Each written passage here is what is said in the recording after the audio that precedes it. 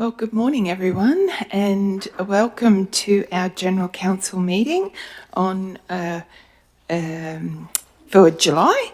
Thank you, everyone, for being here. So we'll start with recording who's present, if you've got those. Yeah, no apologies, Madam Mayor. And there's no apologies. And if there's any leaves of absence, councillors. I just have one for myself for the next council meeting on the 27th of August 2025. I'll be attending the CHRC advocacy trip to Brisbane. Can I have a mover and a seconder, please? Mover, Councillor Donaldson, and seconder, Councillor Cypher. All in favour? Thank you very much. And moving on now to our acknowledgement of country. I wish to acknowledge the traditional custodians of the land on which we work and live and recognise their continuing connection to land, water and community. We pay our respects to elders past and present. Thank you very much. And moving on now to our opening prayer, and I'd like to welcome Rod McClellan from the Presbyterian Church. So welcome, Rod. Yeah, thank you. Pastor Rod, sorry. That's fine. You can call me what you like, really. Thank you for having me. I was just going to...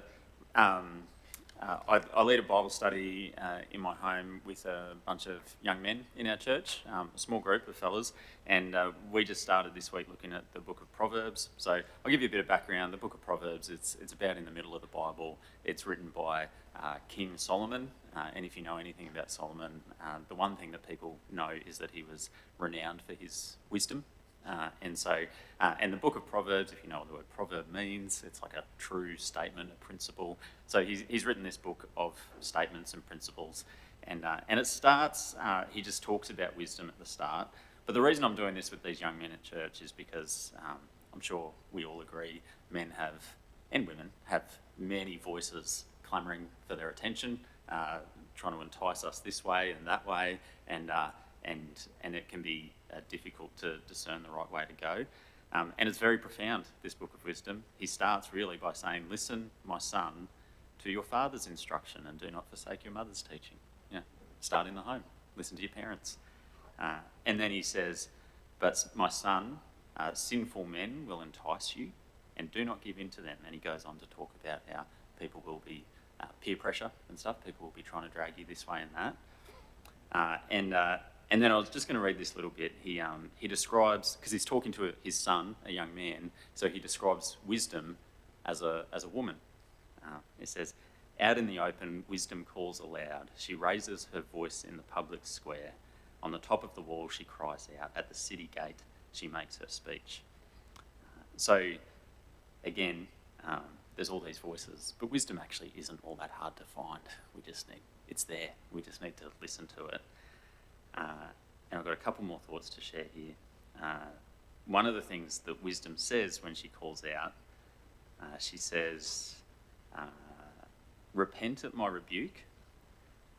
But she says, "If you refuse to listen when I call, and no one pays attention when I stretch out my hand, since you disregard all my advice and do not accept my rebuke, I in turn will laugh when disaster strikes you. I will mock when calamity overtakes you. When calamity overtakes you like a storm, when disaster sweeps over you like a whirlwind, when distress and trouble overwhelm you, then they will call to me, but I will not answer. They will look for me, but will not find me." And so wisdom sort of has a timestamp on it. You have an opportunity to listen, but it's actually quite unforgiving. If you live by wisdom, you win. And if you live by foolishness, you lose. And wisdom, if you're not interested in her, then she'll have no part of you. But there's that interesting statement where she says, "Calamity will overtake you like a storm, and you will cry out to me, but I will not listen." And that reminds me of a story in the New Testament that some of you will know as well, where Jesus is in a boat with his disciples, and there's a storm, and the disciples call out to him, and he, unlike wisdom, which is good, but unforgiving, when they call out to Jesus in the storm, he answers, and he stands up in the boat, and he says, "Be quiet, be still," and the wind and the waves hear him and obey him, and they're quiet, and Jesus brings them safely to their destination. So I think just two things I take from that. One is obviously like, wisdom is very, very good. You live by it and you win. You ignore it and you lose. But also there's this lesson in there about a God in Jesus who is very gracious. Even when we live by our own foolishness, he actually does listen when we call.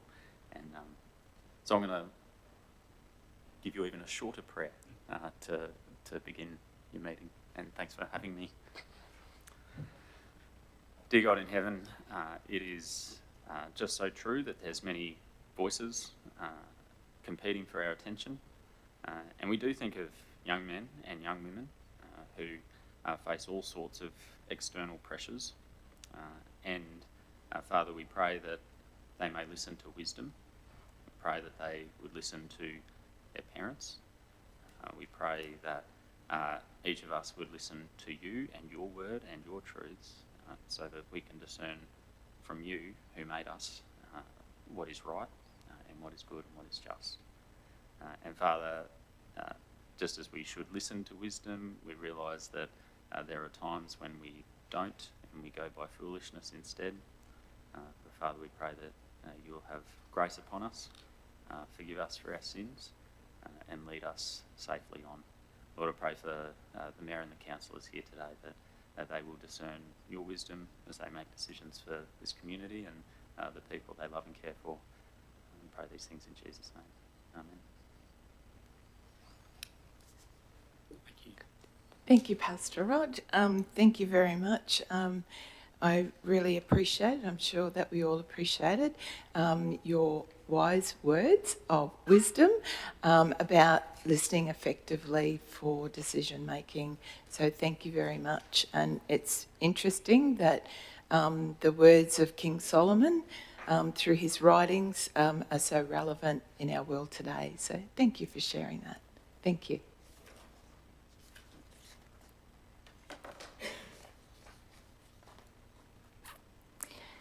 Moving on now to item 5. So we have confirmation of previous meeting minutes firstly from our General Council meeting on the 18th of June 2025. Can I have a mover and seconder, please? Mover, Councillor Hindmarsh, seconder, Councillor Wilkins. I think we might just address them one at a time. So if there's any business arising out of those minutes. Thank you very much. And our minutes for special budget meeting. Sorry. Oh, sorry. Didn't we? Okay. Okay, sorry. We haven't had a mover and seconder. I apologise. So I've got a mover and seconder. I just need a vote on it. That's correct.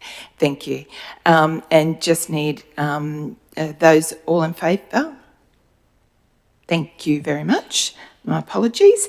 And moving on to our special budget meeting minutes for the 18th of June 2025. Can I have a mover and a seconder, please? Councillor Wilkins. Councillor Donaldson. Thank you very much. And all those in favour? All in favour, thank you very much. And any business arising out of those minutes? Neil, thank you very much. Moving on to item number 7, which is review of outstanding meeting actions. So they're enclosed with the agenda today.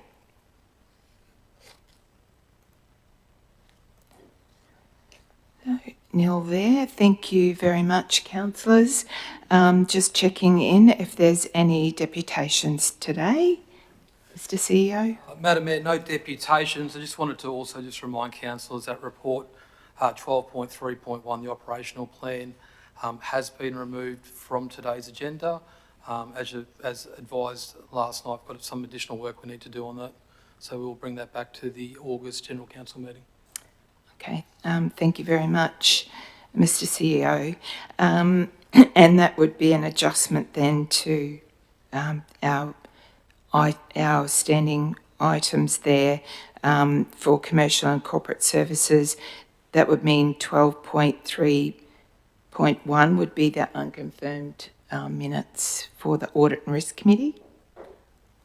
With that. Yeah, so the order will just change, Madam Mayor. We'll just work through it. Thank you. Awesome. Moving on to item number 9, Merrill Minute. There's nil. Any conflicts of interest, councillors? There's nil. Any petitions today, Mr CEO? No petitions received, Madam Mayor. Good, very good. Thank you very much. Moving on to decision action reports in section 12. The first report is 12.1 from authorising officer. I think I'm handing over to you,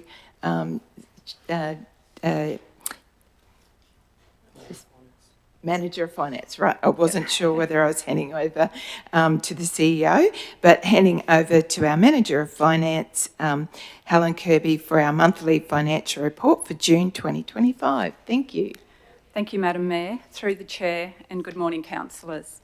This agenda item presents the June finance report, which, as you can see in the report, is tabled as an interim result. While not a final result, this report still provides a valuable snapshot of Council's financial performance and position for the 24-25 financial year. The final end-of-year position will be confirmed once the external audit is completed by the Queensland Audit Office in October. There are a number of year-end adjustments currently being processed by the finance section, which will be reflected in the audited financial statements. These include, but are not limited to, expenditure and revenue accruals, asset revaluations and depreciation, contract balances for grants, and landfill rehabilitation and employee leave entitlement provisions. At the end of the financial year, the interim operating revenue is currently higher than the Budget Review 3 forecast, and while some end-of-year adjustments are still to be processed, we expect this favourable position to be maintained. The increase in operating revenue is largely driven by the early payment of the financial assistance grant, which was budgeted to be received in this current financial year. 4.8 million was received on the 25th of June, representing a 50% advance payment of the 25-26 grant. The interim result shows underspends in operating expenses at the 30th of June, and while there are still end-of-year adjustments pending, we expect this trend to be maintained through to the final audited result. Employee costs are currently under budget due to vacancies and the timing of filling positions across the organisation. However, the calculation of employee leave provisions is still being finalised, which may result in some upward adjustment. Savings in materials and services expenses reflects Council's focus on effective cost management during the year. However, as accruals are still being processed, the current underspend is expected to reduce. Depreciation expense is expected to remain below budget, even with additional capitalisation still to be reflected.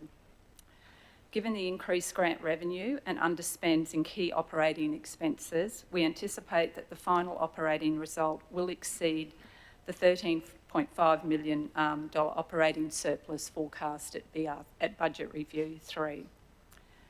The Capital Works program for 24-25 is currently tracking under budget, with approximately 88% of the full year budget utilised as at the 30th of June. While this currently reflects an underspend, further accruals are still to be processed, which will increase the final spend position. The value of the final capital expenditure program will be confirmed following completion of the year-end adjustments and external audit. Council's 30 June cash balance was $119.9 million. Borrowings have reduced significantly over the financial year from $70.2 million at the beginning of the year to $45.5 million at the 30th of June. This reduction of $25 million reflects both scheduled debt repayments and the early repayment of 5 loans during the year, demonstrating Council's commitment to responsible financial management and debt reduction. Combined rates and water arrears, as at the 30th of June, of $9.9 million are still considered high, although they have remained steady and are broadly in line with the last 2 financial years. The finance section continues to actively manage outstanding balances through established recovery processes in line with council policy and local government legislation. This includes a process for the sale of land to recover overdue rates and charges currently underway, which once finalised will result in a reduction in arrears. That concludes the overview of the interim finance report for June, and while the results remain subject to further adjustment and audit, the report does provide an indication of Council's financial performance against budget for the 24-25 financial year. Thank you, and I'm happy to take any questions that you may have. Thank you, Manager of Finance. Before we move into discussions, can I have a mover and seconder, please, for the report? Mover, Councillor Burns, seconder, Councillor Wilkins, and all in favour? No. Councillor Burns, sorry. If you would like to comment first. Yeah, thank you, Madam Mayor. Yeah, just a quick comment. Thank you, Helen. I like that we're paying down that debt. It got a bit out of hand by the looks of it when we came to that decision. How much do we actually save just in interest payments and that? Do you know? Just off the top of my head, just through the chair, I think it was under $1 million, but it was still quite significant. Per year. Yeah. So it's a chunk coming out now that it's saving us for dead money. So yeah, thank you. Thank you. Any other comments or questions? Thank you, Councillor Wilkins. Thank you, Madam Mayor. Through the chair. So just a couple of questions and comments. On page 60, where you've got the operating revenue variances, you've got here additional water consumption revenue. Is that was it hot summer or just, why would there be additional? Sorry, just through the chair, could you just repeat that? Sorry, I missed that. It's page,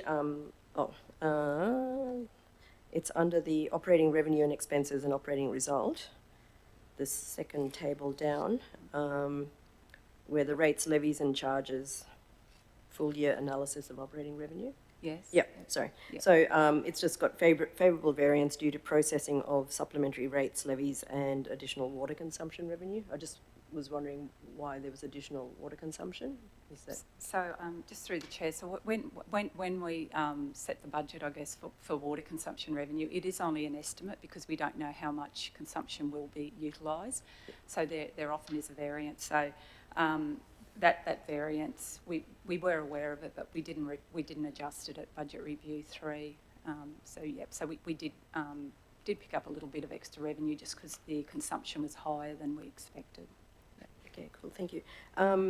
So just a statement, because I was comparing the draft operating revenue and expenses to this time last year, to the other draft one, 23-24. And just to note that the rates, levies and charges have gone up from 149 million to 154. And the total operating revenue has gone up from 191 to 212. So I think it was 20 or 19. No, what's my maths? 21 million more this year with the operating revenue. Thank you, Councillor. Very good. Any other comments or questions?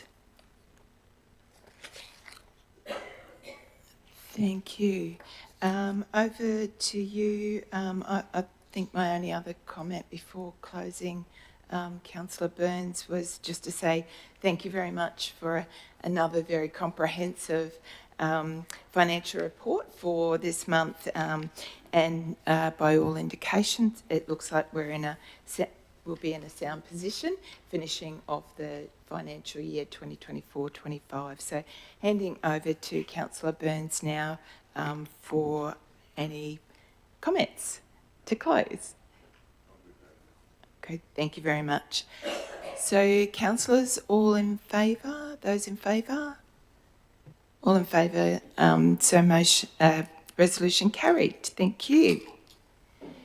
So moving to agenda item 12.2.1 for the Communities Department, and that agenda item is Regional Arts Development Fund RADF 2025-26 Assessment Panel meeting, 4th of July 2025. Can I have a mover, please? Councillor Wilkins, seconder. Councillor Whiteman. Handing over now to our Acting General Manager for Communities, Jason Houlihan. Thank you, Madam Mayor, and good morning, councillors. The Regional Arts Development Fund, known as RADF, is a partnership between Central Highlands Regional Council and the Queensland Government via Arts Queensland. The program invests in local art and cultural priorities to provide public value and build local capacity. On the 6th of June 2025, the Central Highlands Arts and Cultural Advisory Committee met as the RADF Program Assessment Panel to assess applications to round one of the 2025-26 financial year program. The program has a total budget of $70,000 distributed across 3 rounds of funding throughout the financial year, each round having $23,333. There were 2 group applications received and 2 council-initiated projects submitted, requesting a total of $8,652.30. Applications were assessed against the 2025-26 RADF guidelines, and after careful deliberation, all applications were recommended for approval. These include the Gemfields Lapidary and Craft Group for the Jewel of the Gemfields Festival, Emerald and District Historical Society Association for It Was Against the Law, an interactive activity providing early information about policing in Emerald District. Council-initiated projects consisting of Fridays on the Forecourt with live music on the Keith Purdy Forecourt on selected Fridays in August and September, and a council-initiated project of Shake and Stir Theatre Co for student workshops at the Emerald Little Theatre.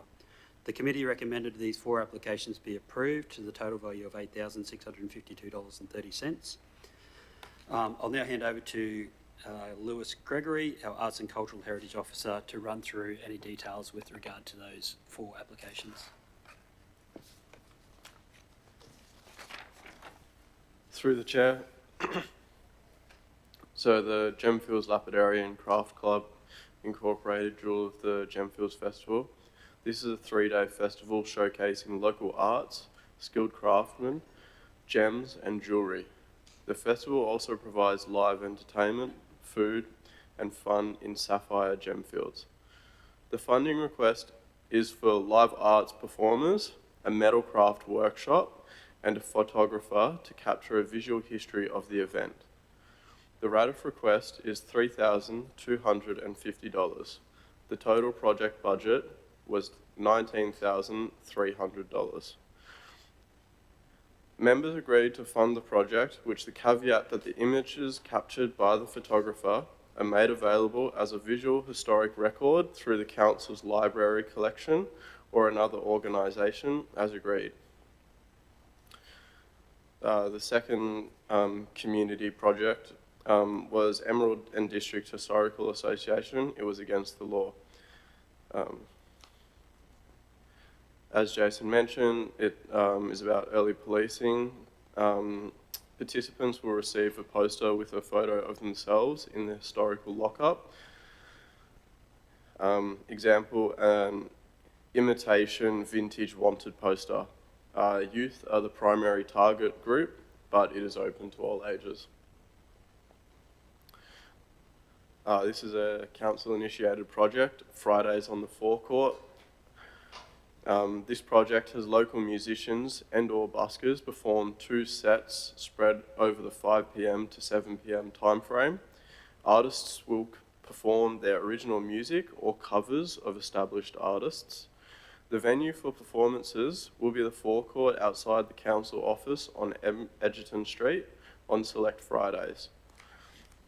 Rate request $3,612.30. The total project budget $6,876.30. Members noted this was a new idea being trialled and, if successful, has potential to be implemented in localities across the Central Highlands in future years. Next council-initiated project, Shake and Stir Theatre Company at Emerald Little Theatre. This is a partnership between council and Shake and Stir Theatre Company to run theatre and learning work opportunities for high school youth in the Central Highlands during Art Attack 2025. This will include a 50-minute performance of a Shakespearean play, a 10-minute Q&A, and a masterclass training workshop. 30 to 45 participants will attend from Emerald, Capella, and Blackwater State High Schools. The rate of request is $970. Total budget is $4,000. The SIP also requests the remaining $2,030 of RADF unspent returned funds prior to June 2024. These are the quarantined funds from previous RADF rounds, which have already been acquitted to Arts Queensland, as per Council Resolution 2024/05/29/007. Council decision is not required on SIPs which are funded through these unspent returned funds.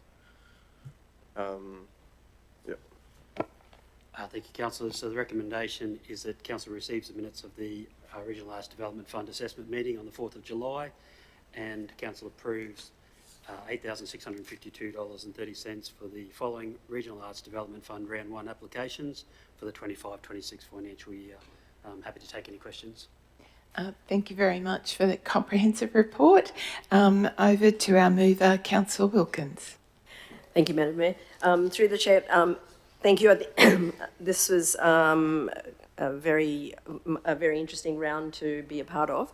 So there's a lot of consideration going into, the approval of it, and so we look at things like reach, what audience is being targeted, viability, and things like community well-being. And there's plenty more. So pretty much all of them did quite well, even though I did say that it did appeal to the youngsters more than us oldies for some of them, but I get by with that. So I think they're really good events, and one of the reasons that we have considered this fairly early in July in the financial year is so that these can take place in the Art Attack period from July, August and September. So I think these are really good initiatives, and I believe the first Friday on the forecourt is this Friday, if this passes. No, it's not? Councillor, the first one has been delayed due to the timing of this council meeting. Oh, okay, cool. Anyway, so it's a nice idea to have music in the forecourt, and passers-by can stop and listen. And also, I believe there will be like sausage sizzle available as well. Is that still part of it, or no? Councillor, so the request through the RADF application is for the funding. Yeah. The exact detail of the operations of it will be sorted by the staff. Thank you.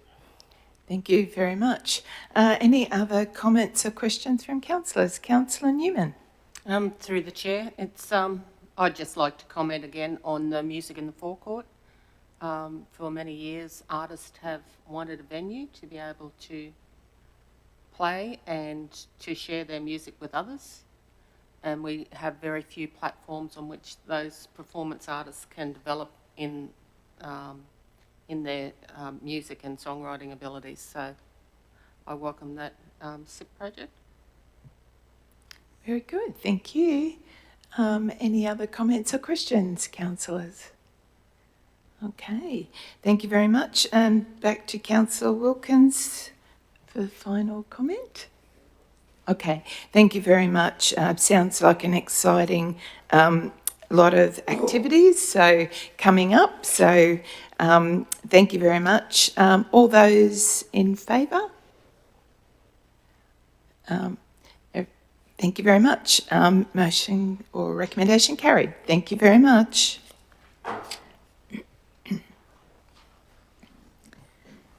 Moving on now to item 12.2.2, transition to full-time work camp program. If I could have a mover, please, and seconder. Mover, Councillor Newman. Seconder, Councillor Burns. I'll hand over now to Acting General Manager Communities, Jason Houlihan. Thank you. Thank you, Madam Mayor. Councillors, the report today presents the Springsure Work Camp program, potential transition from part-time to full-time. Councillors, I'll hand over to our Acting Manager Parks and Recreation, Belinda Cress, to run through the high points of the report. Thank you, Jason. Good morning, everyone. Through the Chair, the purpose of this report is to seek approval to initiate an application to the Minister for Corrections to request the transition of the Springsure Work Camp program from operating on a part-time to a full-time basis. So today we are seeking to endorse an application from us as Council to Queensland Corrective Services for the expansion of the Springsure Work Camp program and to delegate authority to the Chief Executive Officer to negotiate, execute and vary an agreement for a full-time work camp in Springsure. Good.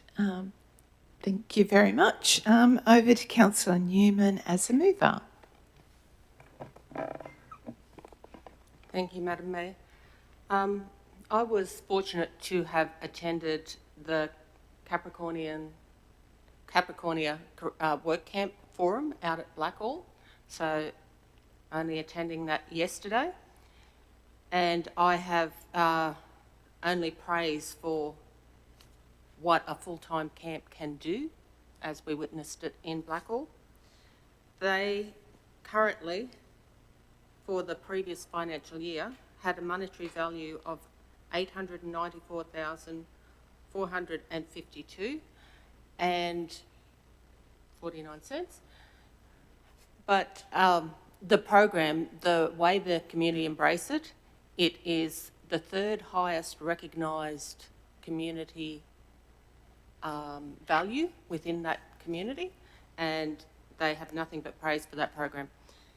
I have witnessed also that program operating in Springsure since 1991, and with the number of volunteers that are disappearing within our communities, the work camp are able to support our ageing volunteers and support our community groups to deliver value for their communities right across the region.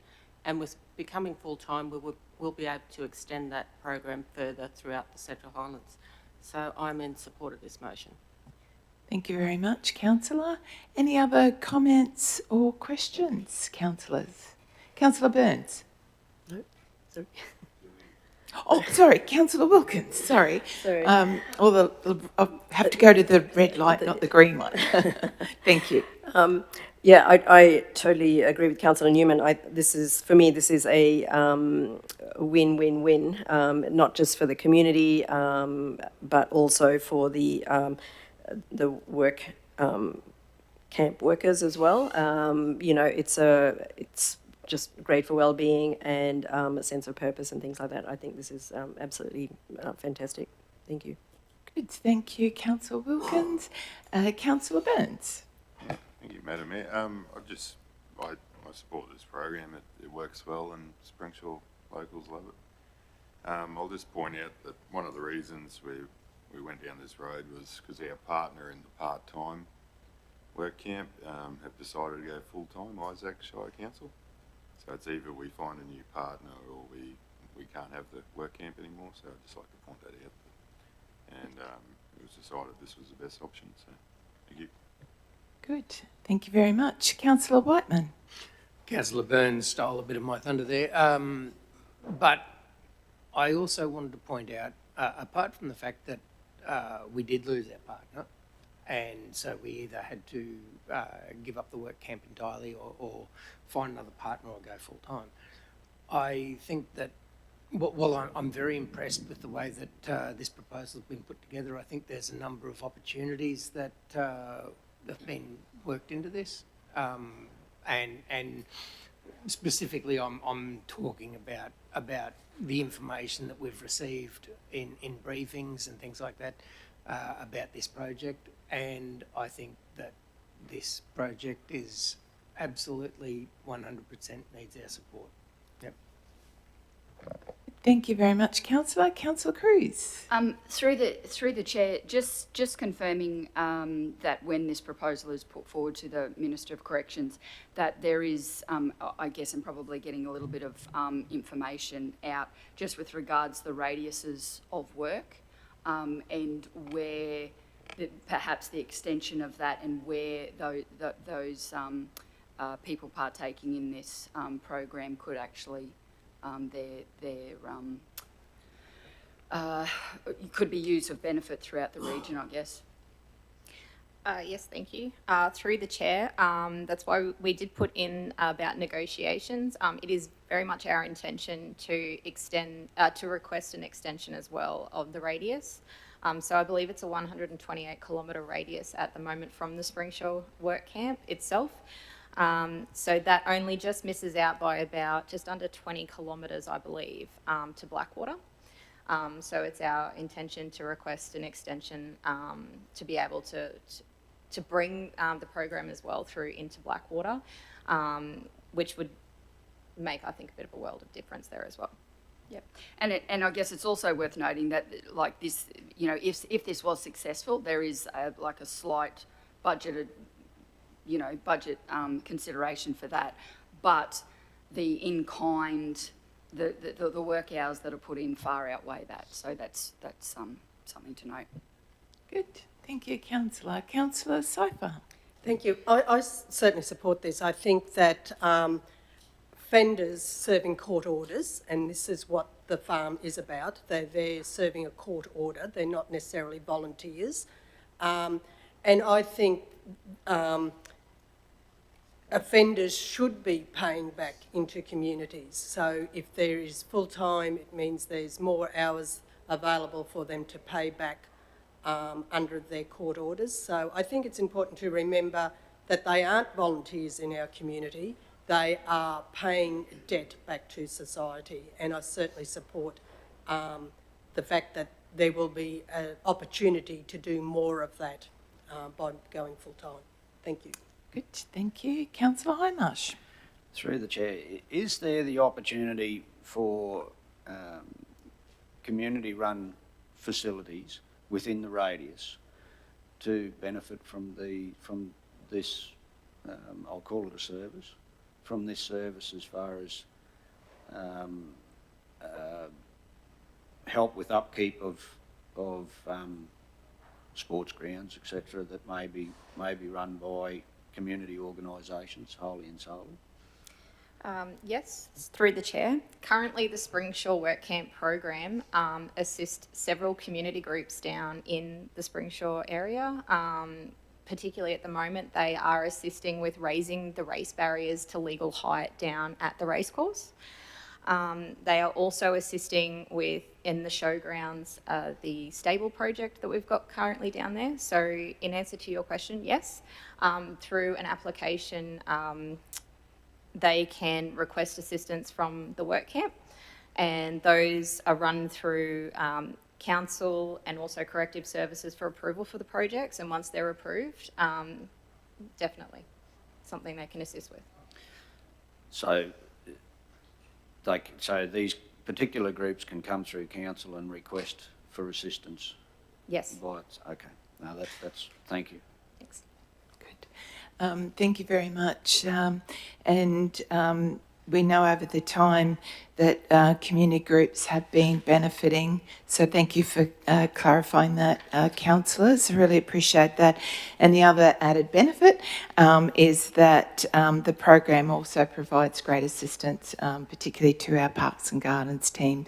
So yeah, I also believe it's a valuable service and a great asset to our region.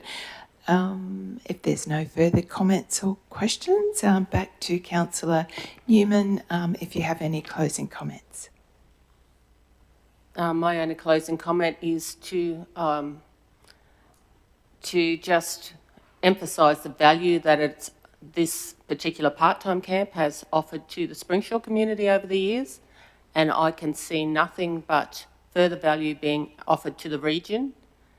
It is a great program to reintroduce these offenders back into society and to open up new work opportunities and new training and development in those communities. That is a gap. So I just welcome it all. Thank you. Thank you very much. All those in favour? Motion carried. Thank you very much. Thank you.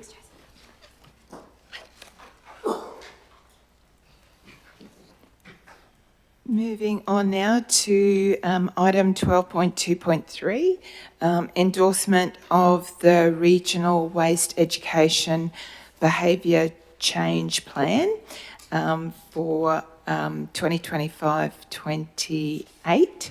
So can I have a mover and seconder, please? Mover, Councillor Wilkins. Seconder, Councillor Hindmarsh. Over now to our Acting General Manager Communities, Jason Houlihan. Thank you. Thanks again, Madam Mayor. So the report today seeks endorsement of the Regional Waste Education and Behaviour Change Implementation Plan, or EBC plan as it's referred to, developed under the leadership of the Central Queensland Regional Organisations of Council, or CHRC. Councillors will take the report and the plan as being read, but I'll hand over to Avitor Martins, our Manager of Resource Recovery and Environmental Health, to run through the high points of the Education and Behavioural Change Plan and what it includes.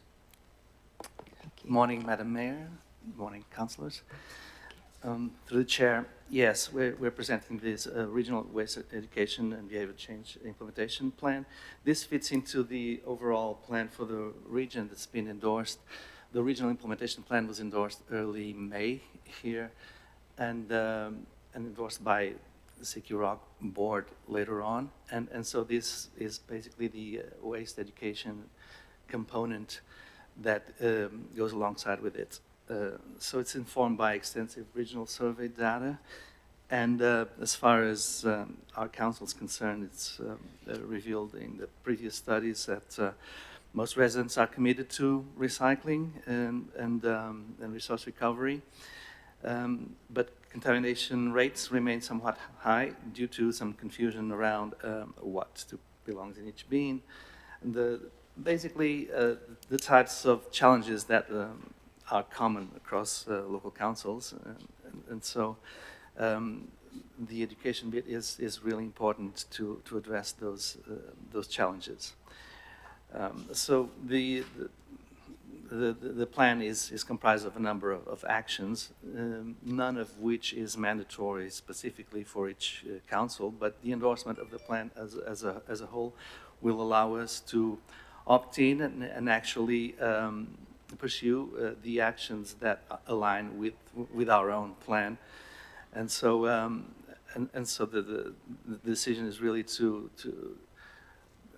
opt into this regional plan so that we can benefit from the overall collaboration in a broader regional context, and also from funding potentially from state government to support those activities.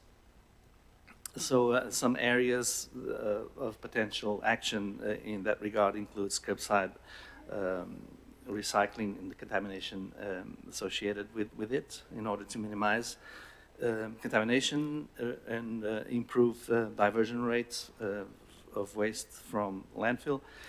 potentially look at supporting community composting activities, overall supporting consistent public messaging and education in the waste and resource recovery space, and building local engagement and waste literacy in the region.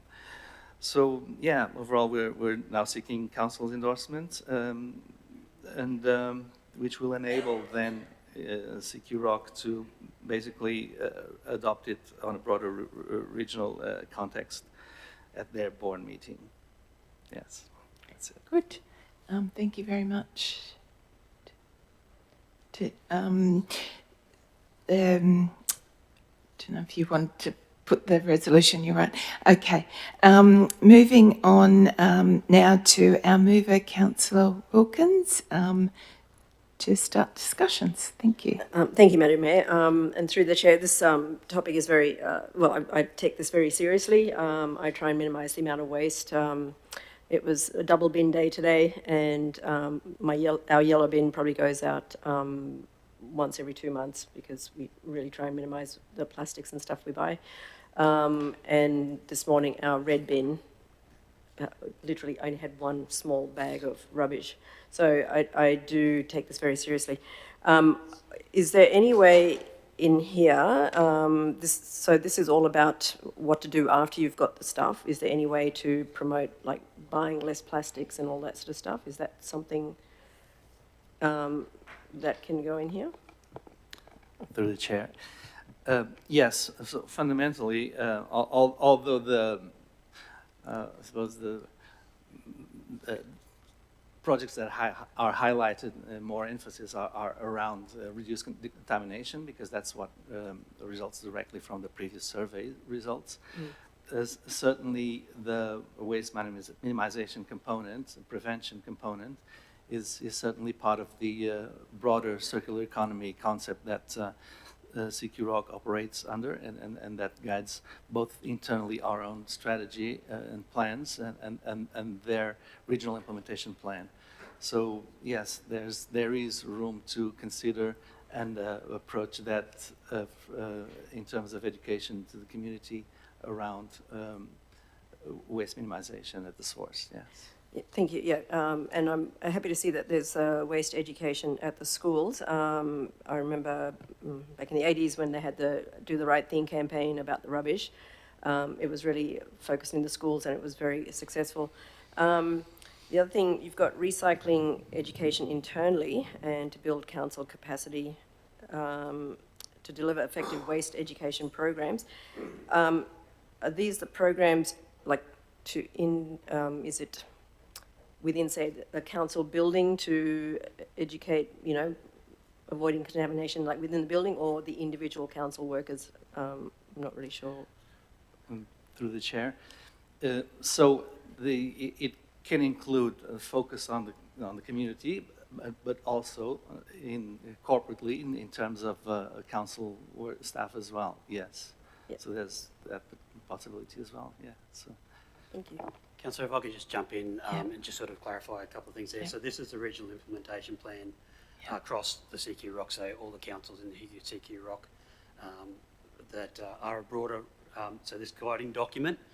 Each individual council will then budget for what they consider to be appropriate for their council over that period of 25 to 28. So the commitments that some of those ones you're referring to might be considered in future operational budgets and rolled out as appropriate if decided by council at that point of time. But today is really about endorsing the plan to go to the Central Highlands endorses the plan, and then it goes to CHRC for formal endorsement across all councils.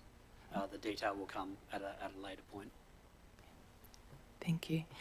Councillor Newman, thank you. Through the chair. You just turn. Through the chair. Yes, Emerald was once known as one of the best recycling towns in the state. So that program was adopted at the high school, and I am all in support of seeing behavioural programs introduced through the schools as well as through the community.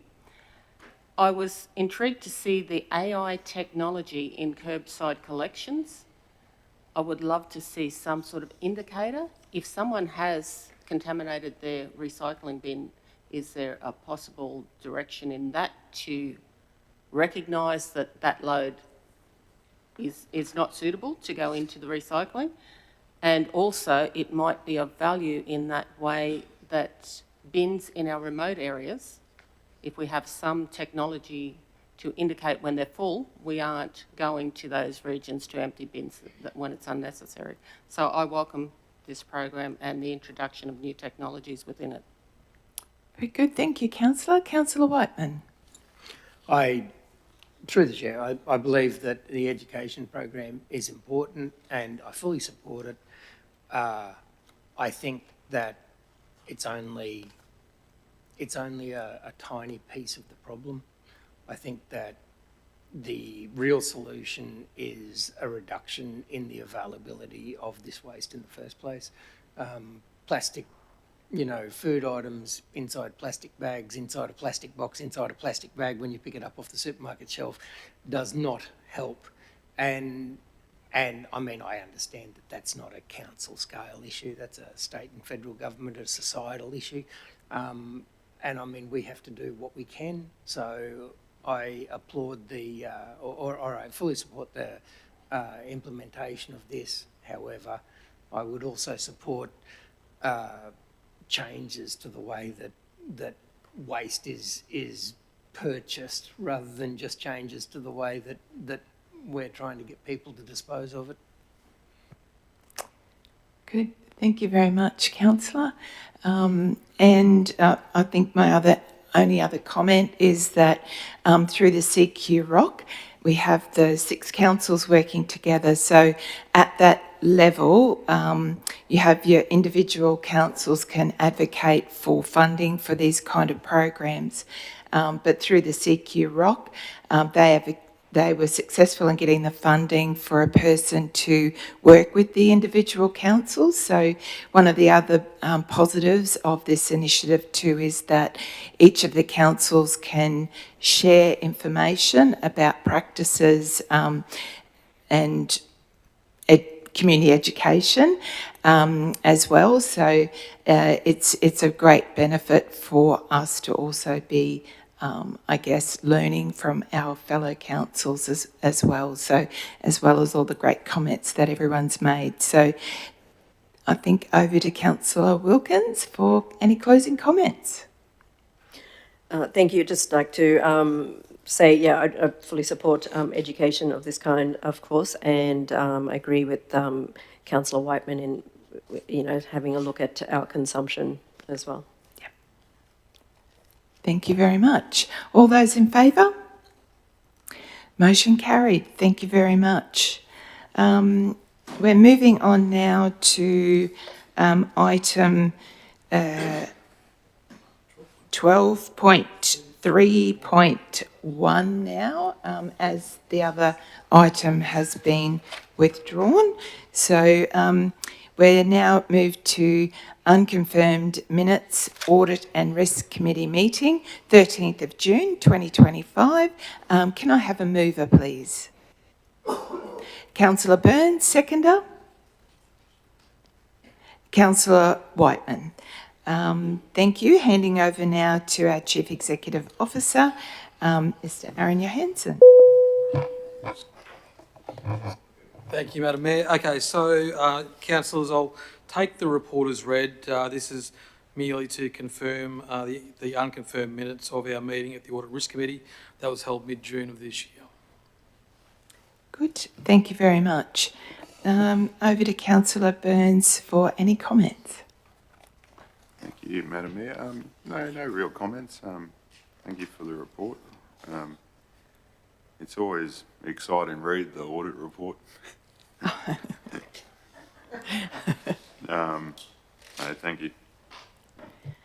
Good. Thank you very much. Any other comments, councillors, or questions? Councillor Cruz. Through the chair, I just wanted to make a note on page 166, just with the out of confidential session, the that the meeting be reopened and council observers and attendees obviously be reopened to them. It just says carried 4-0. I think that should actually be 3-0 as there was a conflict of interest and I was not in the room. Thank you, councillor. I will amend accordingly. Thank you. Councillor Cruz? Any other comments or questions?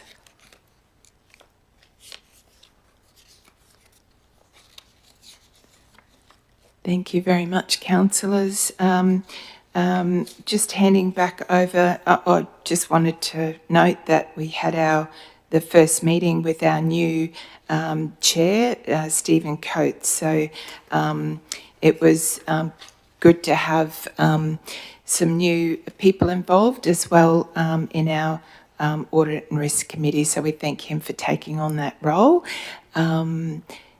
Over to you, Councillor Burns, if you have any closing comments. Okay, thank you very much. All those in favour? Motion carried. Thank you very much.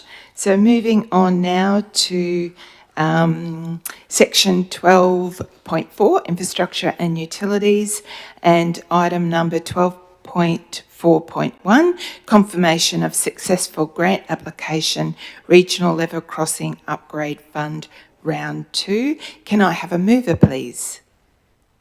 Councillor Newman, second to Councillor Highmarsh. Over to Tyro Meredith, Acting General Manager, Infrastructure and Utilities. Thank you. Thank you, Madam Mayor. Good morning, councillors. Before I commence this report and the next report, I do want to acknowledge that both of these have come about not in the usual order. So what has occurred here is we have submitted both of these applications prior to them coming in front of council and through the SPGG process. They have both been successful and they have then been through the SPGG process for endorsement. That was an error in our process and I want to acknowledge that up front. Both of these were done about 12 months ago and that process has been corrected. These are basically the remnants of that. So with that in mind, I'll go through the report. So the purpose of the first report is to seek endorsement of the acceptance of grant funding for projects successful through the regional level crossing upgrade fund of round 2. So this regional level crossing upgrade fund is an Australian government initiative and its intent is to improve the safety through low cost treatments at level crossing sites in regional areas of Australia. The treatments are various, but it is a 50-50 funding application. So the projects that we put forward for this program were basically come out of our draft interface agreement with Horizon, which is an agreement between the two organisations around responsibility and maintenance at level crossings. As you might notice, each of the 5 projects are road crossing projects on the Emerald to Rockhampton rail line, one of the busiest rail lines that we have in the Central Highlands. The projects are to upgrade the approaches to the railway lines to a sealed standard and to also improve the signage. So basically, we would have 30 metres of seal on both the approach and exit of each railway line, and we would have consistent signage at each of those locations as well. It's not to upgrade boom gates, level, anything else like that, it's the signage and the seal. So what that does is it reduces the dust and it also improves visibility and it also improves the skid resistance. So if you need to stop in a hurry, you can do that a lot better on a sealed road than what you can on a unsealed road effectively. And it also reduces that ongoing maintenance issue as you come onto a rail line and you come off it on gravel. So it gives you that better spread. So the 5 projects are there: Triphinia Road, Morandilla, Yarrawonga, Tolmies and Innisfree Road. The combined value is $175,000 with a $87,500 council contribution. So the recommendation is that council endorses the acceptance of the grant funding of the below projects and commits to the inclusion of the funds in the 25-26 financial capital budget for the delivery. Good. Thank you very much. Handing over now to Councillor Newman. Through the chair. Thank you, Tyrone. I'm all in support of anything that adds value to the safety of our community, and these approaches deteriorate over time, and we all know how rough they become. So I think it's a great initiative to go with that targeted funding and take advantage of every grant fund that enhances road safety in the region. Thank you, Councillor. Councillor Whiteman. I too support this. My only comment is that I don't believe 30 metres either side is enough.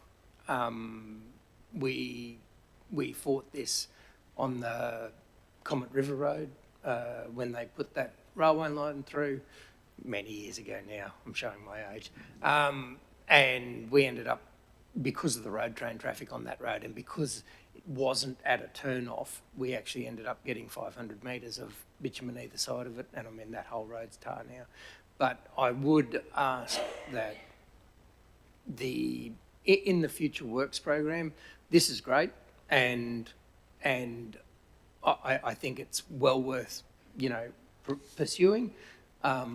I would hope that in our Future Works program we prioritise extending that bitumen pad, because the dust doesn't just stop when the vehicle does, and sometimes, when the weather conditions are right, you can have a vehicle stopped on the bitumen and there's still a pall of dust around limiting visibility. If the tar goes back another couple hundred metres, you've got a better chance of seeing the vehicle stopped. Good. Thank you very much, Councillor. Any other comments or questions? Councillor Cruz. Through the chair, obviously very supportive of anything that increases safety, and that continuity of signage is obviously very important on what is a very busy rail corridor, and obviously the increased visibility of reducing that dust.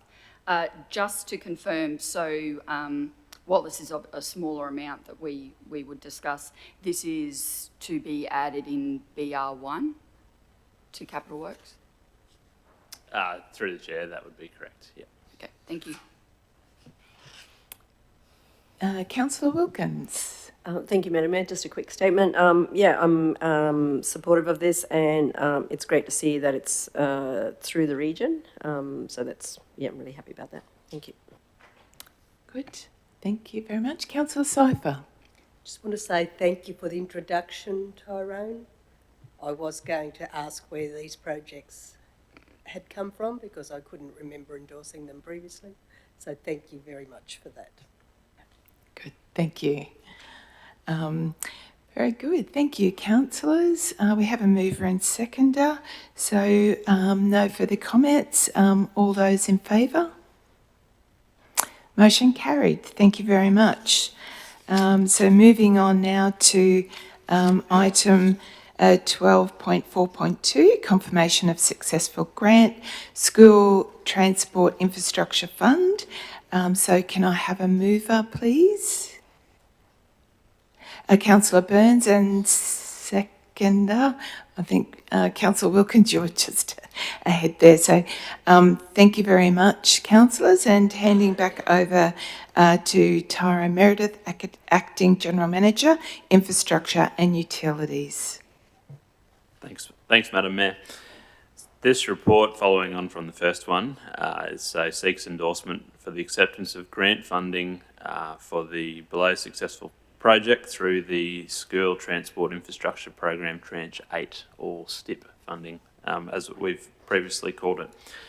In this instance, it's a 98% grant funded application, so they're seeking a council contribution of $5,500 for a total project value of $220,000.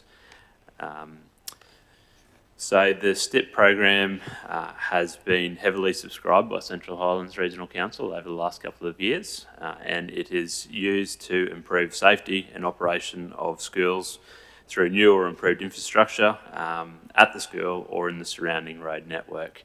We have a number of projects already endorsed in this current financial year's program, and this is an additional project on top of that. So this started as an expression of interest back through to TMR. Once that was submitted, we then received advice that it was approved as a project, not just as an expression of interest, and hence why it did not go through the proper process and why we're bringing it now. So what this is for is at the Blackwater North State School. It's for the stop, drop and go. So it includes the construction of the turnaround area at the end of Park Street and an improvement of the line marking and signage on both Park Street and William Street. So we have previously, in the last financial year, constructed a new car parking area at the same school. So this project follows on from that and basically finishes off the scope of work which has been discussed over a number of years through the Blackwater CRG and other community groups in there. So the recommendation is that we endorse the acceptance of the grant funding for the Play project, and it too is added to the 25-26 financial year capital budget. Good. Thank you very much. Over to Councillor Burns. Thank you, Madam Mayor.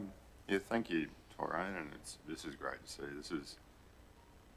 This has been on my list for a few years now, this Blackwater North State School. If anyone's been down there during school opening and closing times, it's just chaos, and even I think the local police officer down there has registered his concern as well. So thanks for this, and it's great news. Thank you, Councillor Burns, and to add the school principal and the P&C over the years too, so it's great that council are doing this work. Councillor Cruz. Through the chair, once again, this is a safety thing, so fully support that. But I guess I just wanted to get some clarification around how do schools, because obviously it's on school land and so forth, so how are schools made aware that they can get benefit of this through applications that councils are putting in basically on their behalf? And are all schools around our region aware of the program and the availability to do that? Through the chair, from what I understand, the schools are communicated separately, so they're often made aware of these funding opportunities even before we are. How that mechanism works, I couldn't confirm through that space. What has occurred in most of these instances is we were previously aware of the issues, and then once we were made aware of the funding, we've basically been able to match the issues with the funding and go from there through collaboration with different various P&Cs and principals, and also quite often through QPS, through their attendance at TAG and their pushing of those projects.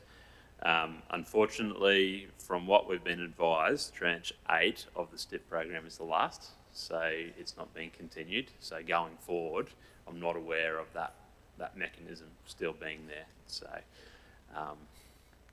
yeah, it's basically when we're made aware and we see that funding opportunity come up, we piece those together. Yep. So Okay. we've had that at Emerald State High, Denison, Blackwater. I think Gindi State School has been another one we were successful for. So they have been across the region, fortunately. Excellent, thank you. Yeah. Very good. Thank you very much. Councillor Whiteman. Through the chair, just on what Councillor Cruz said, all of this is on council-owned assets. It's adjacent to the school, but it's actually council assets, isn't it? Through the chair, correct. Sorry, I should have clarified that. So this is on the school. Where the car park was also council-owned land. In the past, where it was proposed on school land, we've actually had to excise state government land back onto road reserve to be able to do it. So it retains as our asset then. As member of the Blackwater CRG, I've heard about this for quite some time, and it's been a safety concern of the community up there, but especially the parents that utilise their school and the kids. So I applaud the council on obtaining this funding, because it had to happen one way or the other, and having it funded is a great win. So thank you. Good. Thank you, Councillor Newman. Through the chair, I'm grateful to see that this funding has been successful. The Blackwater North School has had an issue there for a very long time, and I'm sure that community will welcome it. It's unfortunate to hear that that funding program has stopped, because we still have the issue of Rifle Range Road and children trying to cross the highway, and also getting across in that Opal Street intersection to the school. Children in the Emerald District have a lot of difficulty with the high traffic volume of parents taking their children to school. So I'd like to see that we continue to advocate and look for funding in those areas as well. Thank you. Good. Thank you very much. Absolutely. Thank you, Tara, for everything you've done. Coming and standing on the footpath in the rain once. We were trying to gauge what was happening when there's wet weather as well at that particular site. Thank you very much. Now over to Councillor Burns for final comments. Thank you. So we've got a mover and seconder, so all those in favour? Thank you, councillors. Motion carried, or resolution carried. Thank you. Moving on now to section 12.6 for the Chief Executive Officer.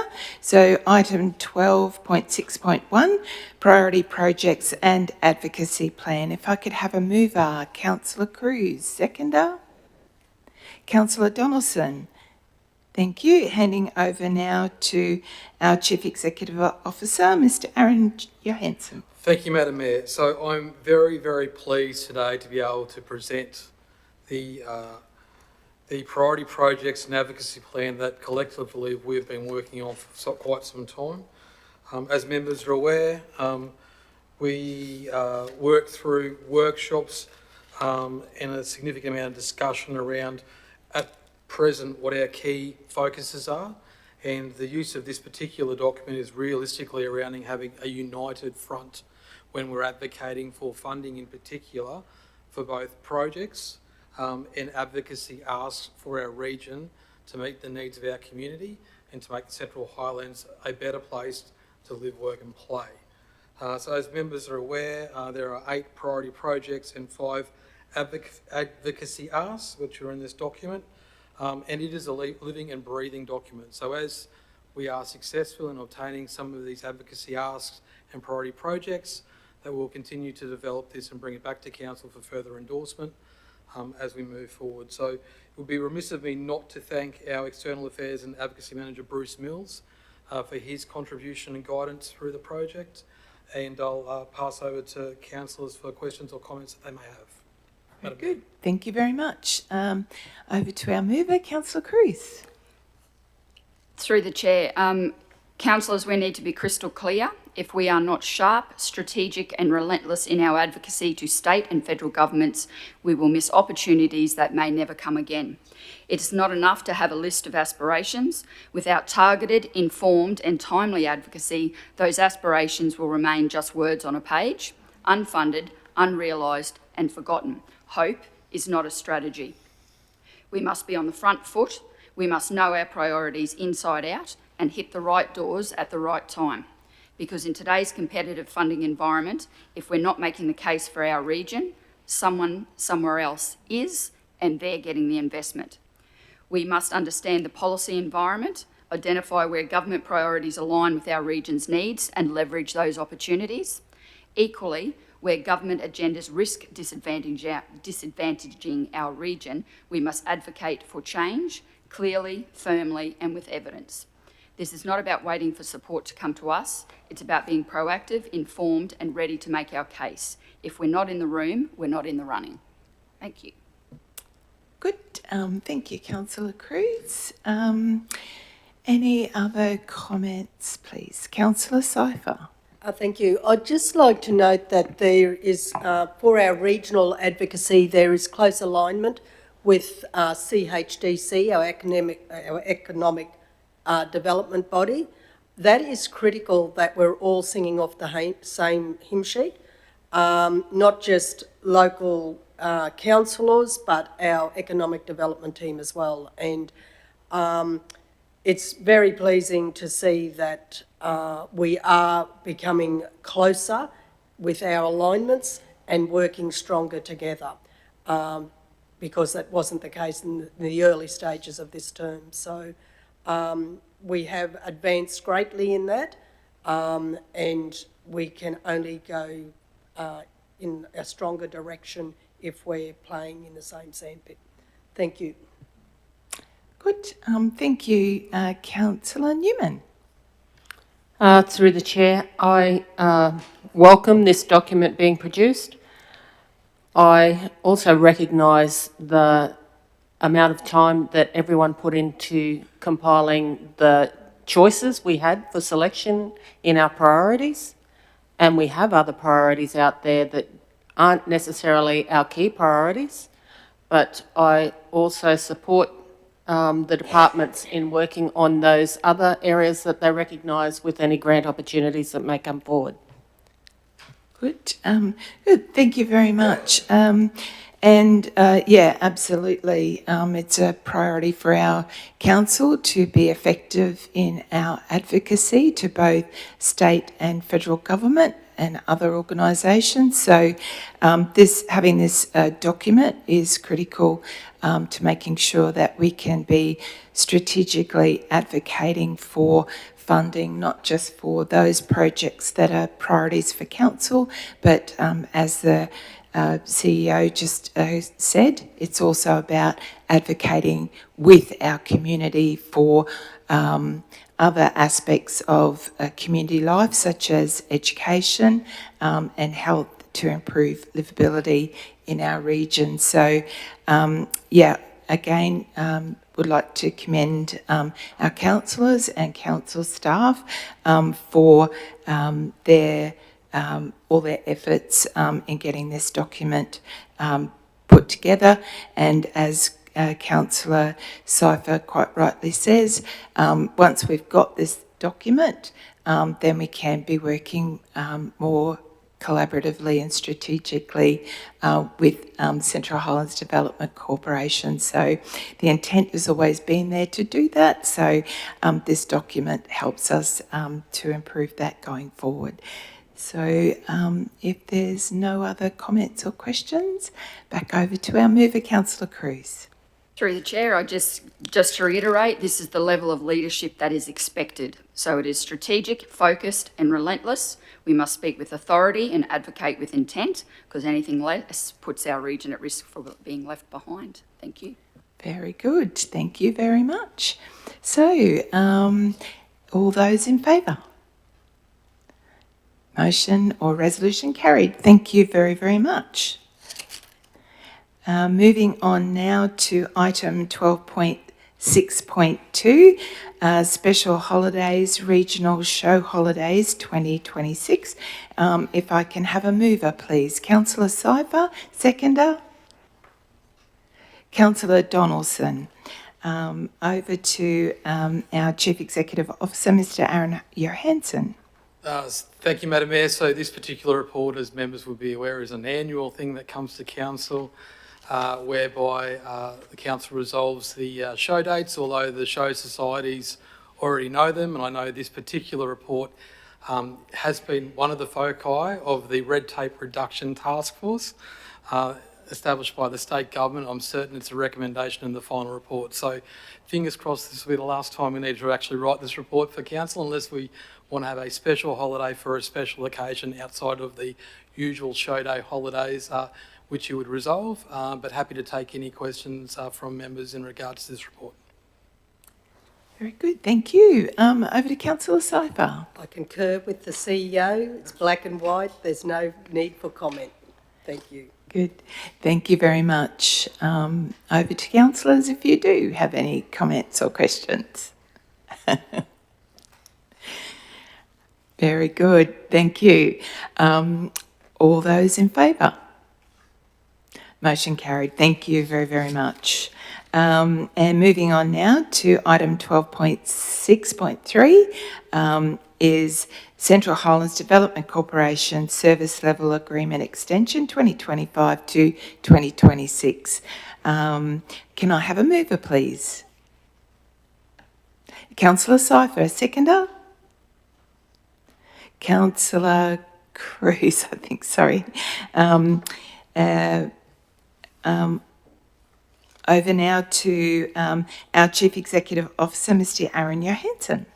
Thank you, Madam Mayor, and I will acknowledge the presence of the CEO of the Central Highlands Development Corporation, Peter Dowling, in the room.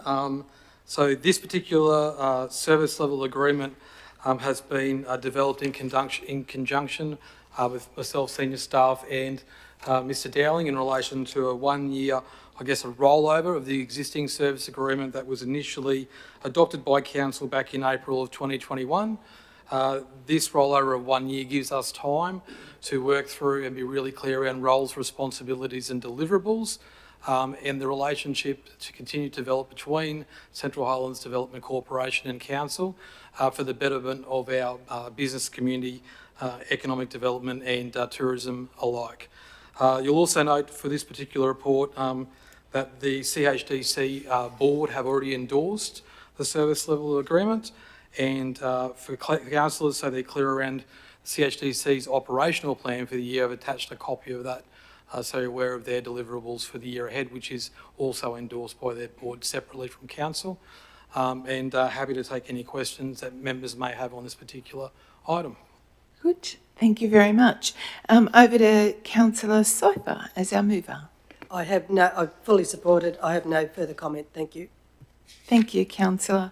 Councillor Wilkins. I just have a couple of questions. So this SLA has been going on for, endorsed 4 years ago, or over 4 years ago. So the deadline was the 30th of June 25. I'm just wondering why this wasn't brought before that time, before the expiry date? Yeah, certainly, Councillor. So it was important that Council and CHDC worked together to make sure that we were comfortable with the wording.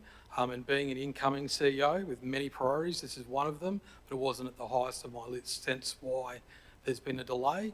But merely it's a 23-day delay, and I believe, given all the other priorities of Council and of course CHDC, that it's well within the time frame for that. Sure. So in the 23-day delay, is it just understood that the service level agreement applies? So is money spent? I would have hoped that, I don't know. I just feel like I don't know what the word is, a bit lacking in clarity that this is expired and there's money being used that was endorsed prior to the expiry. And it's without a service level agreement attached to it for that time. So through you, Madam Mayor, the services that we worked towards together were maintained during that 23-day period. Through the budget process, the contribution from Council to CHDC was confirmed in that process. So I basically had a bill to spend, and we'll continue to work through that, all being a delay of 23 days. Mr. Dowling and myself, who work closely together, made the decision that we'll continue the existing agreement pending the decision of the board today, as in the council. Thank you. Thank you very much, Councillor. Councillor Whiteman. Through the chair, I just have a statement. CHDC is a powerful ally and part of council, and the service agreement shouldn't be entered into flippantly. I support the extension to make sure that we're getting the best value for CHD or the most usability or the best outcome for CHDC to do their job and the best outcome for council. It's a complex arrangement and it gives us 12 months to do it properly. So I think it's a great idea. Good. Thank you very much. Councillor Cruz. Through the chair, I just wanted to say that the Central Highlands Development Corporation plays a vital role in driving economic development across the region. Its contributions are consistently recognised and valued by both state and federal governments across political and bureaucratic spheres as a trusted and effective advocate for regional growth. So in my short time sitting in this chair and also sitting as a board member in CHDC, I have seen evidence of this at both levels. CHDC's work is underpinned by a strong commitment to transparency and accountability. The organisation is governed by a balanced and representative board comprising of 3 independent directors, 3 current councillors and 1 councillor serving as an alternate director. This structure ensures diverse oversight and alignment with both community and council's interests. Performance reporting is a cornerstone of CHDC's operations, with regular updates are provided to the board and subsequently shared with the broader community through general and public council meetings. This open reporting process reinforces the organisation's integrity and commitment to public accountability. In summary, CHDC's economic development initiatives are not only impactful, but also delivered to a high standard of governance, openness and collaboration. The organisation remains committed to fostering regional prosperity and maintaining the trust of its stakeholders. Thank you. Good. Thank you, Councillor. Any other comments or questions? Good. Thank you. Back over to you, Councillor Soper. I just support everything Councillor Cruz said. CHDC is a renowned economic development delivery model, and it absolutely astounds me why councillors constantly question the credibility of the organisation. I think you need to go over and actually understand, number one, economic development and the model that we deliver it under, because I'm getting a bit fed up with constant criticism and doubt in your board that 4 councillors sit on. It's actually insulting. Thank you. Thank you, Councillor. Any other comments or questions? Good. All those in favour, we have a mover and seconder, so all those in favour. So we have 1, 2, 3, 4, 5, 6, 7, 8 in favour, and if those names can be recorded, and those any councillors against? Councillor Wilkins, thank you. Very good. Majority there, so motion carried or resolution carried. Thank you very much. Moving on to our next agenda item, 12.6.4, Local Government Association of Queensland 2025 Annual Conference. Can I have a mover, please?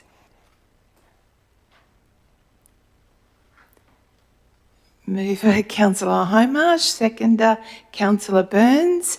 Thank you very much. Handing over again to our Chief Executive Officer, Mr. Aaron Johansson. Thank you, Madam Mayor.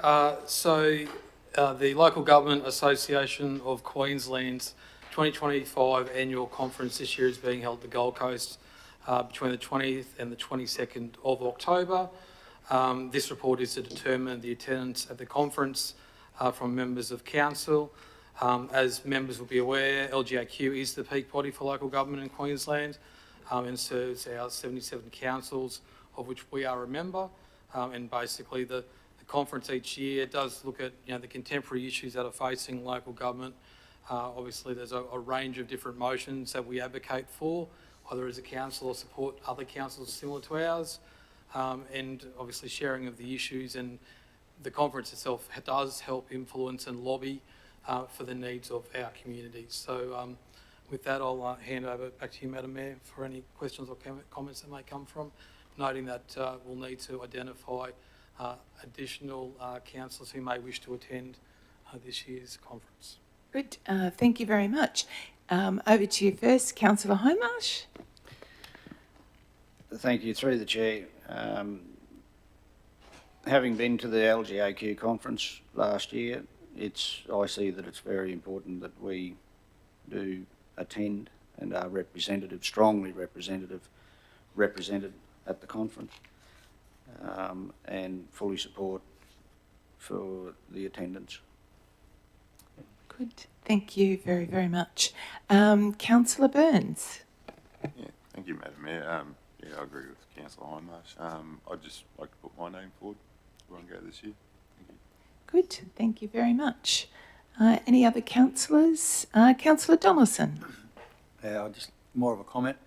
I think these conferences, I haven't been to the Queensland conference, but I went to the Australian conference last year, and what I found there, I think I don't know whether it'd be the same, but the gap between the city and the bush was huge.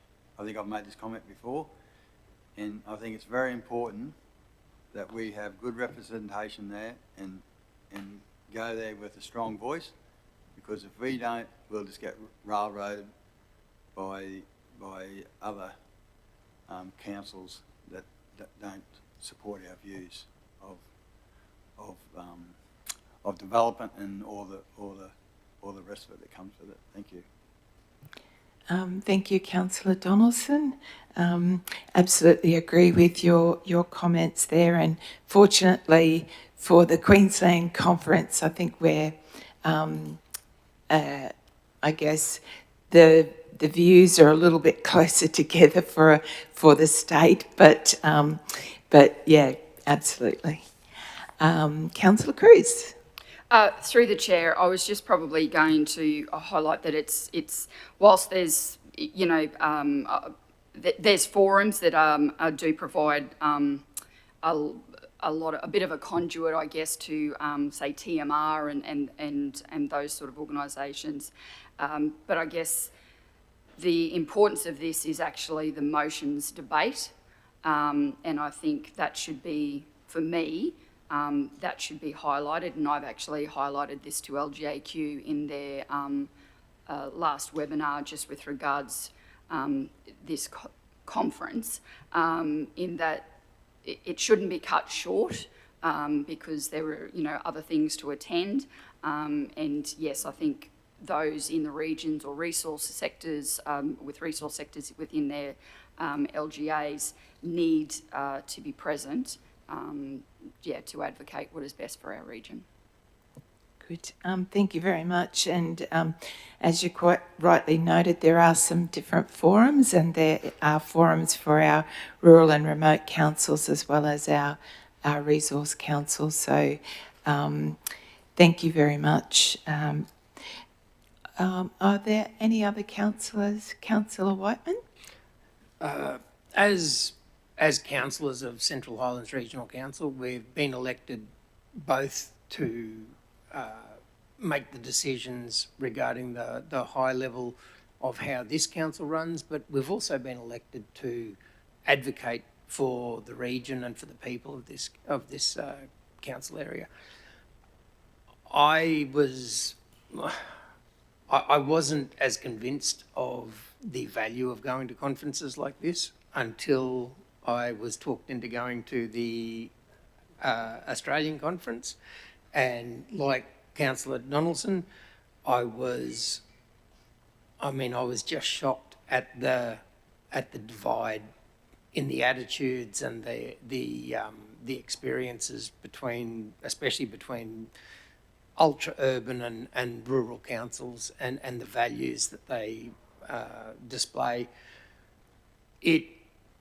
It was a real eye-opener for me, and I thank the council for allowing me to go to that conference. I've been to conferences before, but never a council conference or a conference like that, and I could not believe how important it was that we turned up and really showed up for our region and flew the flag and shouted our values. So, yeah, I would like to see a couple of councillors go to this conference. Thank you, Councillor. Councillor Newman. Through the chair, I would like to attend this conference. I don't see anyone else rushing to come forward, but both the Roads and Transport Forum and the livability aspect, I think is essential topics for our region, and I would like to attend the conference if possible. Thank you very much.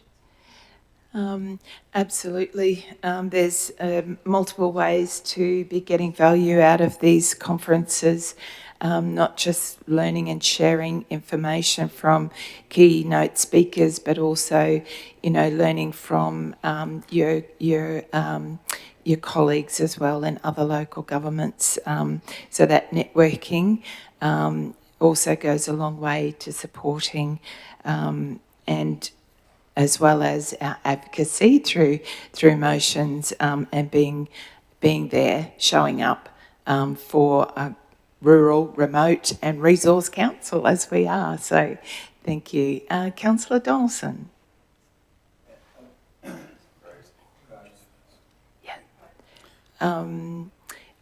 Sorry, Councillor Hindmarsh gets the opportunity to close, but we can...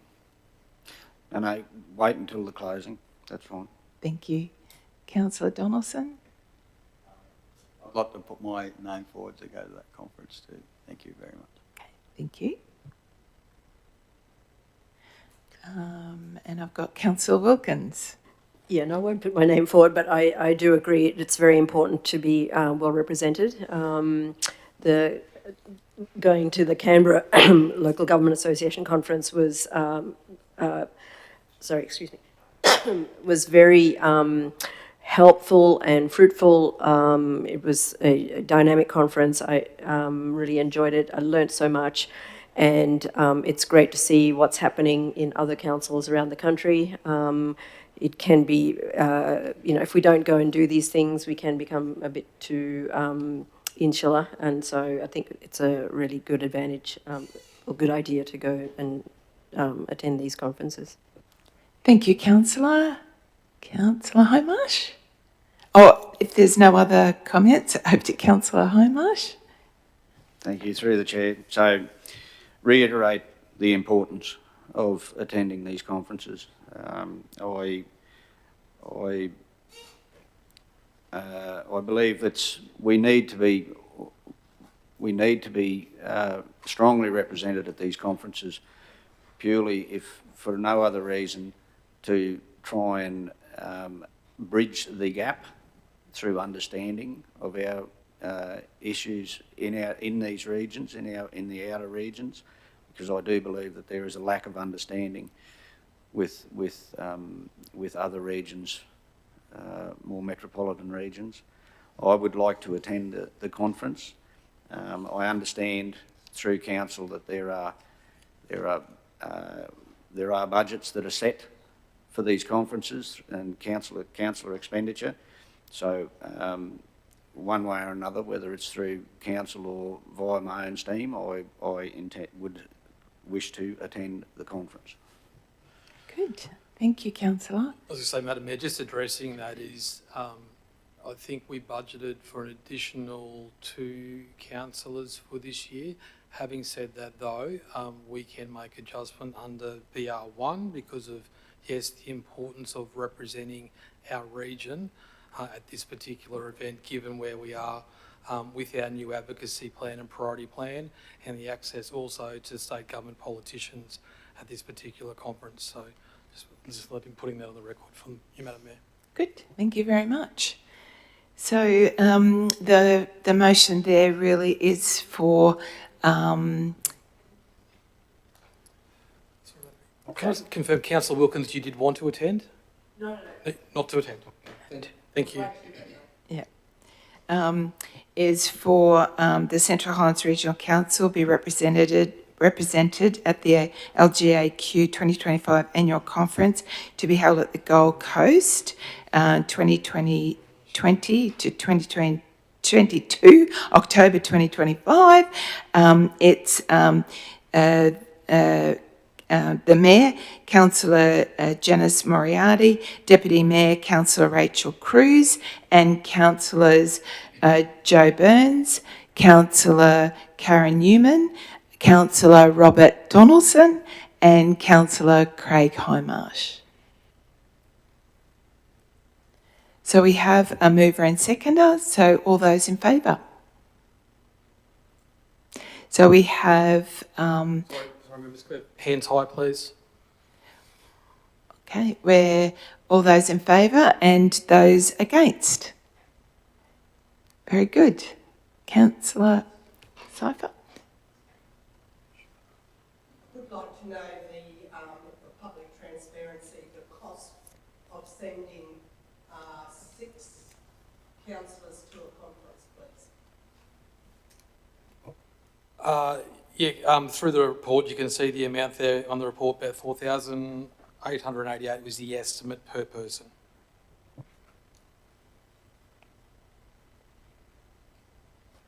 Motion carried. Votes been- Okay, motion carried. Thank you very much. Moving on now to, if we're just going through the agenda as is, we're moving now to our section 13, decision action reports, closed session. Oh, yep.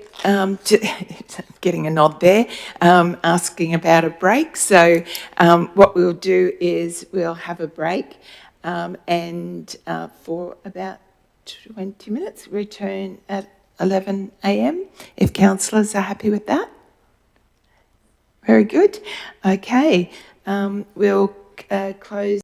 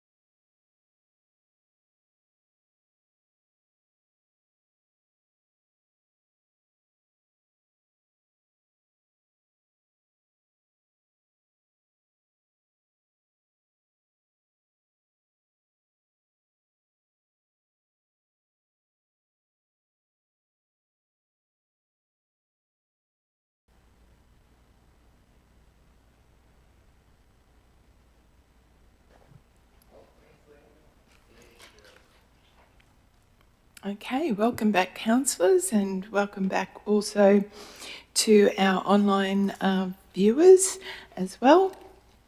I apologise, we're a couple of minutes late getting back. So thank you very much. We now move on to section 13, decision actions reports, closed session. So I'd like to have a motion to move into closed session. So can I have a mover, please? Councillor Newman, second to Councillor Burns. All in favour? All in favour? Thank you very much, councillors. Moving into closed session. Thank you. Oh, sorry, before we move into closed session, I'm required to read the reason we are going into closed session. So the reason is this report is confidential under section 254J 3A of the Local Government Regulation 2012, which permits the council meeting to be closed to the public to discuss A, the appointment, discipline, or dismissal of the Chief Executive Officer. Thank you.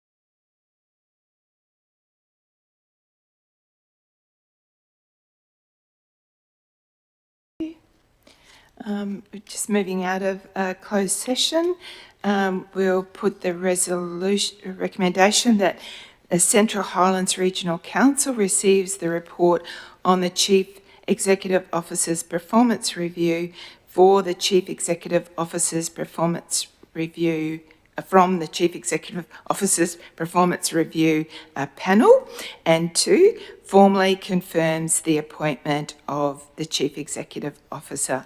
So I would like to move that recommendation.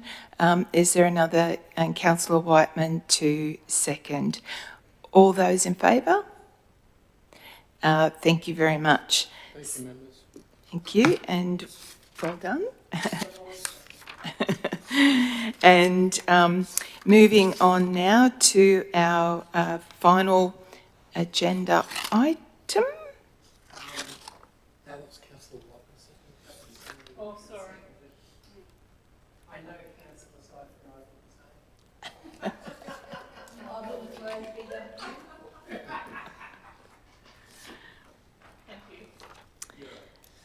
Okay, moving on now to section 14, information reports, and moving to item 14.2, communities, and the item is 14.2.1, record of proceedings, Central Highlands Arts and Cultural Advisory Committee, 6th of June 2025. Can I have a mover, please? Councillor Wilkins, seconder. Councillor Donaldson, thank you very much. Handing over now to our Acting General Manager for Communities, Jason Houlihan. Thank you. Thank you, Madam Mayor. Through the Chair, the Central Highlands Arts and Cultural Advisory Committee, known as CHRC, is a council committee established to support council's service delivery in the areas of arts, culture and heritage.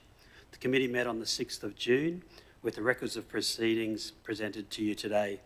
I'll take the report as read, and I have Lewis Gregory, Arts and Cultural Officer here, who also attended the meeting, should there be any questions. Thank you, councillors. Good, thank you very much. So handing over to Councillor Wilkins.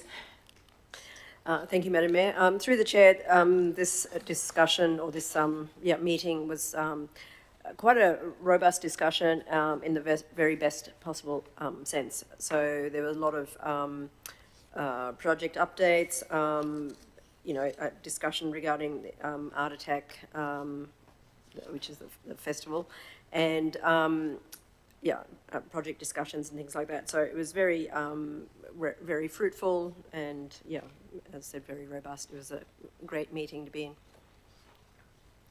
Good, thank you very much. Any other comments or questions, councillors?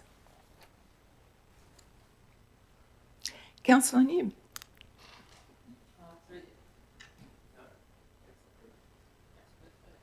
Oh, sorry, Councillor Cruz.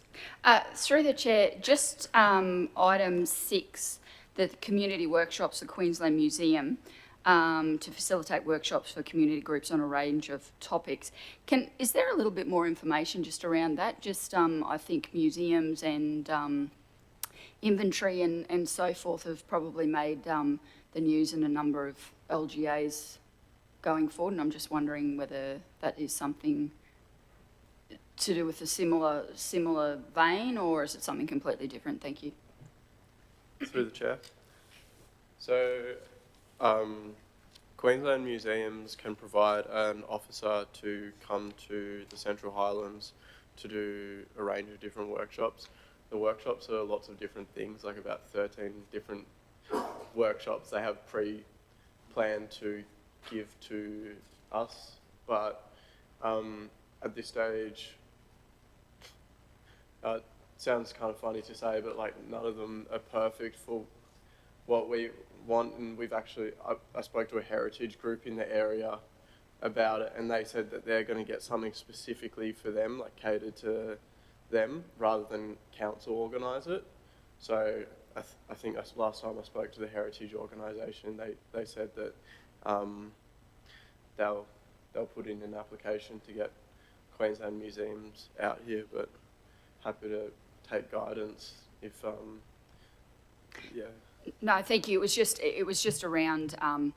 I guess there is a little bit unrest in other communities with regards some of the processes that are being undertaken, and I guess I've sort of seen that filter through, and it sort of may have potentially skewed what programs or the intent of these. So that's fine if it's a completely different scenario. Just wanted to clarify that. Thank you. Councillor Newman. Through the chair, I was pleased to see that the Springsure Hospital Museum is progressing, and it's indicating out in that particular section in the capital projects that the works are complete with only the painting remaining, and the collection could be returned and the facility ready for tours again. So I would welcome that happening for the tourism in that particular community. In regard to the heritage, I noted that Councillor Cypher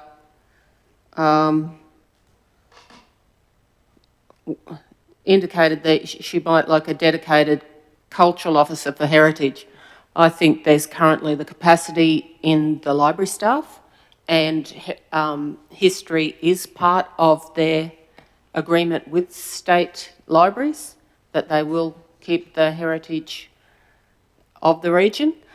I know there's a number of unfinished heritage projects that possibly need to be picked up again and completed, and there is a separate heritage framework that another strategic document could be built on. So, yeah, I too would welcome more heritage support in the region, because it is indicated in communities right across the region the significance of their local heritage and the relevance into their cemeteries and their family histories.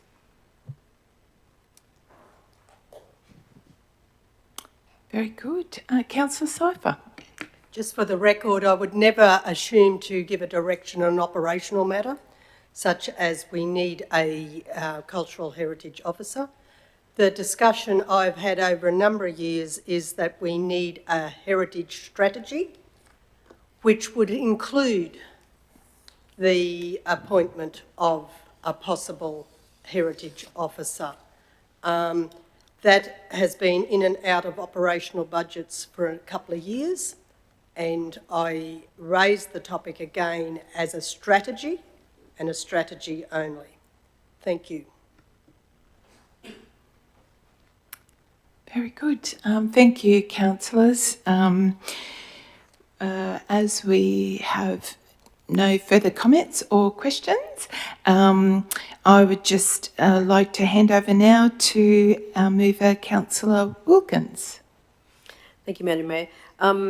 Just in regards to the Queensland Museum, so the workshop's something like, how to hang artwork in a gallery and things like that. It's not about museums per se, if that makes it clearer. Yeah, thank you. Yeah, that's all I have to add. Thank you. Good. Thank you very much. So we have a mover and seconder. So all those in favour? Motion carried. Thank you very much. So that takes us through now to section 15. There's nil reports. Section 16, late agenda items, there's nil. And 17, notice of motion, there's nil. Any other general business, councillors? No, thank you very, very much. And moving on now to community acknowledgements. If there's anything, councillors? I just have one. I'd just like to say that our hearts go out to all those people and families impacted by the tragic accident last Sunday, and the Blackwater community and council staff. Also a special acknowledgement of the QPS, our local fire and rescue brigade, and Capricorn Rescue for your roles and response. Moving on now to our closure of meeting. So our closure of meeting now is at 11:28 a.m. So thank you very much, councillors, and thank you very much to our staff and viewers. We look forward to seeing you next month.